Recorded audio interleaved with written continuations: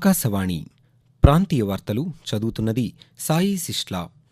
ఈరోజు వార్తల్లోని ముఖ్యాంశాలు: ప్లాస్టిక్ వ్యర్థాలతో అనేక ఇబ్బందులు తలెత్తుతున్నాయని, ఘన ద్రవ వనరుల నిర్వహణను సమర్థంగా చేపట్టాలని ఉప ముఖ్యమంత్రి పవన్ కళ్యాణ్ అధికారులను ఆదేశించారు.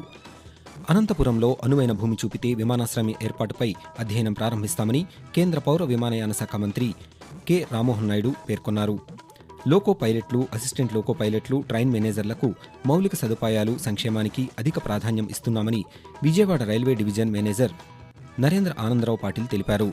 సైన్యంలో పనిచేసిన మాజీ అగ్నివీరులకు కేంద్ర పారామిలిటరీ బలగాల్లో రిజర్వేషన్లు కల్పిస్తామని సిఐఎస్ఎఫ్, బీఎస్ఎఫ్, సిఆర్పీఎఫ్ ప్రకటించాయి. భారతదేశ జనాభా 2060 నాటికి 170 కోట్లకు చేరుతుందని, ఆ తర్వాత 12% తగ్గుదల రేటుతో క్రమంగా తగ్గుతుందని ఐక్యరాజ్యసమితి అంచనా వేసింది. వార్తల వివరాలు: ప్లాస్టిక్ వ్యర్థాలతో అనేక ఇబ్బందులు తలెత్తుతున్నాయని ఉప ముఖ్యమంత్రి పవన్ కళ్యాణ్ తెలిపారు.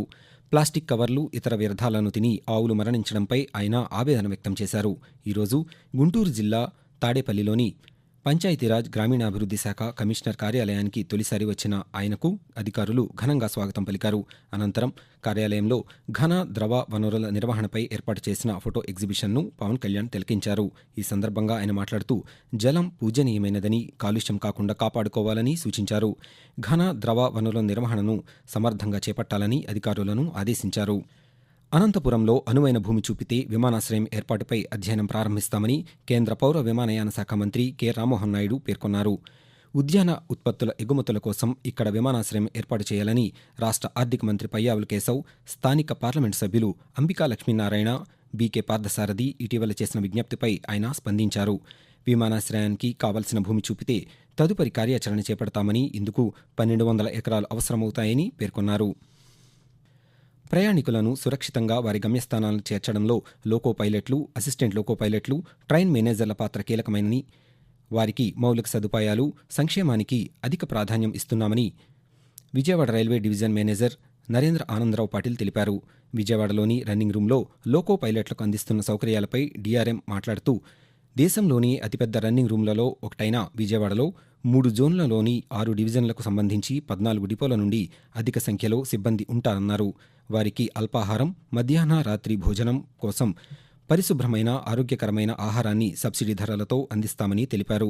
వీటితో పాటు వారి మానసిక ప్రశాంతత కోసం reading room, meditation room, foot massage ఏర్పాట్లు ఉంటాయన్నారు. సైన్యంలో పనిచేసిన మాజీ అగ్నివీరులకు కేంద్ర పారామిలిటరీ బలగాల్లో రిజర్వేషన్లు కల్పిస్తామని సిఐఎస్ఎఫ్, బీఎస్ఎఫ్, సిఆర్పీఎఫ్ సంయుక్తంగా ప్రకటించాయి. భవిష్యత్తులో చేపట్టే కానిస్టేబుల్ నియామకాల్లో 10% మాజీ అగ్నివీరులకు రిజర్వ్ చేస్తున్నట్లు పేర్కొన్నాయి. కేంద్ర హోంశాఖ గతంలో తీసుకున్న నిర్ణయానికి అనుగుణంగా ఈ నియామకాలు చేపట్టనున్నామని సిఐఎస్ఎఫ్ డైరెక్టర్ జనరల్ నైనా సింగ్, బీఎస్ఎఫ్ అధిపతి నితిన్ అగర్వాల్, సిఆర్పీఎఫ్ దళపతి అనీస్ దయాళ్లు తెలిపారు. త్రివిధ దళాల్లో నియామకాలకు సంబంధించి 2022 సంవత్సరం జూన్ నెలలో అగ్నిపథ్ పథకాన్ని కేంద్ర ప్రభుత్వం ప్రవేశపెట్టింది. దక్షిణ మధ్య రైల్వే పరిధిలోని 4 రైళ్ల ప్రయాణ సమయాలు, వేళలలో అక్టోబర్ 18వ తేదీ నుండి మార్పులు చేయనున్నట్లు ఆ సంస్థ ప్రకటించింది. సికింద్రాబాద్ గూడూరు మధ్య నడిచే సింహపురి ఎక్స్ప్రెస్ సికింద్రాబాద్ నుండి రాత్రి 11:05 బయలుదేరుతుండగా సవరించిన ప్రయాణ వేళల ప్రకారం రాత్రి 10:05 బయలుదేరనుంది. సికింద్రాబాద్ తిరుపతి పద్మావతి ఎక్స్ప్రెస్ గూడూరుకు తెల్లవారుజామున 4:43 బదులు 4:19 చేరుకుంటుంది. తిరుపతి స్టేషన్కు ఉదయం 7:15 బదులు 6:55 చేరుకుంటుంది. లింగంపల్లి తిరుపతి నారాయణాద్రి ఎక్స్ప్రెస్ సాయంకాలం 6:25 బదులు 5:30 బయలుదేరుతుంది. నర్సాపురం నుండి మహారాష్ట్రలోని నాగర్సోల్కు వెళ్లే నాగర్సోల్ ఎక్స్ప్రెస్ ప్రస్తుతం ఉదయం 11:15 బయలుదేరుతుండగా అక్టోబర్ 18వ తేదీ నుండి రాత్రి 9:50 బయలుదేరుతుంది. పారిశ్రామికాభివృద్ధికి ప్రభుత్వం స్నేహపూర్వక చేయూత అందిస్తోందని రాష్ట్ర సమాచార, పౌర సంబంధాలు, గృహ నిర్మాణ శాఖ మంత్రి కొలుసు పార్థసారథి హామీ ఇచ్చారు. ఏలూరు జిల్లా కలెక్టరేట్లో జిల్లా స్థాయి పారిశ్రామిక, పర్యావరణ, కార్మిక భద్రతపై ఏర్పాటు చేసిన సమీక్షా సమావేశంలో మంత్రి మాట్లాడుతూ, పారిశ్రామికవేత్తల సమస్యలను పరిష్కరించే దిశగా ఈ సమావేశాన్ని నిర్వహిస్తున్నామని వివరించారు. పార్లమెంటు సభ్యులు పుట్టా మహేష్ కుమార్ మాట్లాడుతూ, రాష్ట్రంలో పరిశ్రమల స్థాపనకు పలువురు పారిశ్రామికవేత్తలు వస్తున్నారని తెలిపారు. జిల్లాలో స్థాపించే పరిశ్రమల్లో స్థానికులకే ఉద్యోగావకాశాలు కల్పించాలని సూచించారు. కొల్లేరు అభయారణ్యం పరిధిని 5వ కాంటారు నుండి 3వ కాంటారుకు తగ్గించాల్సిందిగా ప్రభుత్వానికి ప్రతిపాదనలు పంపించామని తెలిపారు. ఆకాశవాణి ప్రాంతీయ వార్తలు వింటున్నారు. అధికారులు బాధ్యతతో వ్యవహరించాలని, ప్రజలకు జవాబుదారీగా ఉండాలని రాష్ట్ర సాంఘిక సంక్షేమ శాఖ మంత్రి డోలా శ్రీ బాలవీరాంజనేయ స్వామి అన్నారు. గుంటూరు జిల్లా వెలగపూడి సచివాలయంలో సాంఘిక సంక్షేమ శాఖ అధికారులతో మంత్రి సమీక్ష నిర్వహించారు. బ్యాక్లాగ్ పోస్టుల భర్తీ, ఉద్యోగాల నియామకాల్లో రూల్ ఆఫ్ రిజర్వేషన్ తదితర అంశాలపై మంత్రి అధికారులతో చర్చించారు. కాంట్రాక్ట్ అవుట్సోర్సింగ్ నియామకాల్లో రూల్ ఆఫ్ రిజర్వేషన్ అమలుపై సాధ్యాసాధ్యాలను పరిశీలించాలని సూచించారు. అధికారులు బాధ్యతతో వ్యవహరించి ప్రతి ఫిర్యాదును పరిష్కరించాలని, ప్రజలు ఇచ్చిన ఫిర్యాదు ఏ స్థాయిలో ఉందో తెలుసుకునేలా వారికి సమాచారం అందేలా చూడాలని మంత్రి అధికారులను ఆదేశించారు.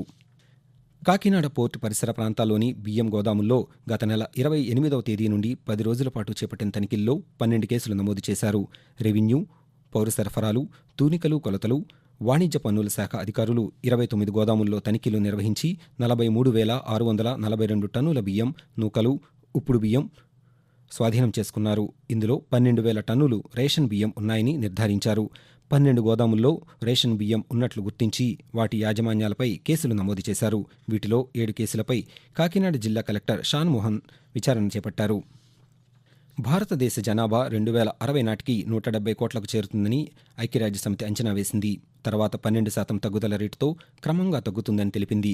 అయితే ఈ శతాబ్దం మొత్తం ప్రపంచంలో అత్యధిక జనాభా కలిగిన దేశంగా భారత్ కొనసాగుతుందని పేర్కొంది. ఈ మేరకు ప్రపంచ జనాభా పోకడలు 2024 పేరిట ఓ నివేదిక విడుదల చేసింది.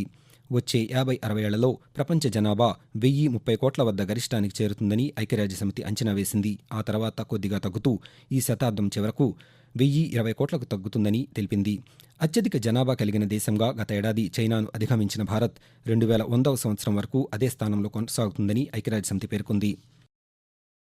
ప్రస్తుత ఖరీఫ్ సీజన్లో పప్పు ధాన్యాల సాగు విస్తీర్ణం 50% పైగా పెరగడంపై కేంద్ర వ్యవసాయ శాఖ మంత్రి శివరాజ్ సింగ్ చౌహాన్ సంతృప్తి వ్యక్తం చేశారు.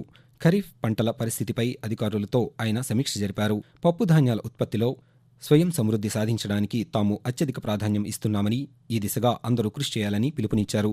పప్పు ధాన్యాల్లో ముఖ్యంగా కందుల సాగు విస్తీర్ణంలో భారీ పెరుగుదల నమోదైందని పేర్కొన్నారు. వ్యవసాయ మంత్రిత్వ శాఖ గణాంకాల ప్రకారం గడిచిన వారాంతానికి పప్పుధాన్యాల సాగు 50% అంటే 36,81,000 హెక్టార్లకు పెరిగింది. ప్రభుత్వ పథకాలను ప్రజలకు సకాలంలో చేరువ చేయాలని నిర్ణయించామని రాష్ట్ర పర్యాటక శాఖ మంత్రి కందుల దుర్గేష్ తెలిపారు. రాజమహేంద్రవరంలోని తూర్పుగోదావరి జిల్లా కలెక్టర్ కార్యాలయంలో 6 నియోజకవర్గాల శాసనసభ్యులు, జిల్లా అధికారుల పరిచయ కార్యక్రమాన్ని నిన్న నిర్వహించారు. ఈ కార్యక్రమానికి మంత్రి, రాజమహేంద్రవరం పార్లమెంటు సభ్యురాలు దగ్గుబాటి పురంధేశ్వరి హాజరయ్యారు. ఈ సందర్భంగా మంత్రి దుర్గేష్ మాట్లాడుతూ ప్రజాప్రతినిధులు, జిల్లా అధికారులు సమన్వయంతో పనిచేయాలని సూచించారు. ఎన్నికల్లో ఇచ్చిన హామీలను అతి తక్కువ సమయంలోనే అమలు చేస్తున్నామని తెలిపారు. పర్యావరణ పరిరక్షణలో భాగంగా కాగితపు సంచుల దినోత్సవాన్ని ఈరోజు నిర్వహిస్తున్నారు.